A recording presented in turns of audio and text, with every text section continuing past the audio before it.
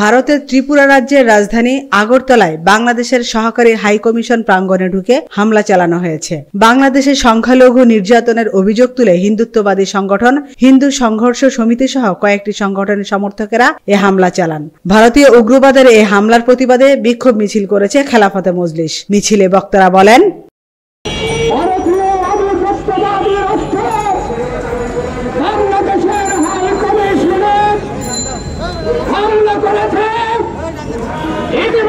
আপনারা জেনেছেন আমাদের জাতীয় পতাকাকে তারা পুড়িয়ে ফেলেছে।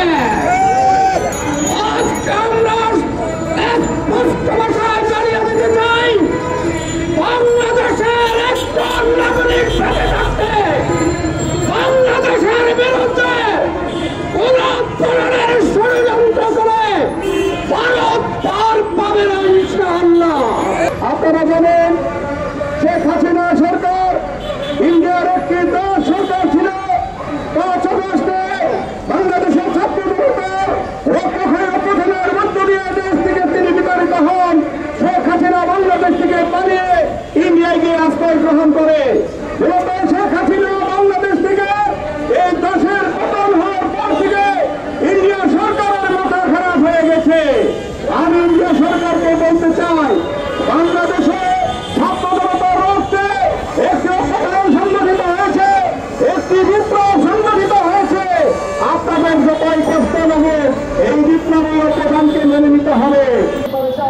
আমিনা ইসলাম, আজকের সংবাদ।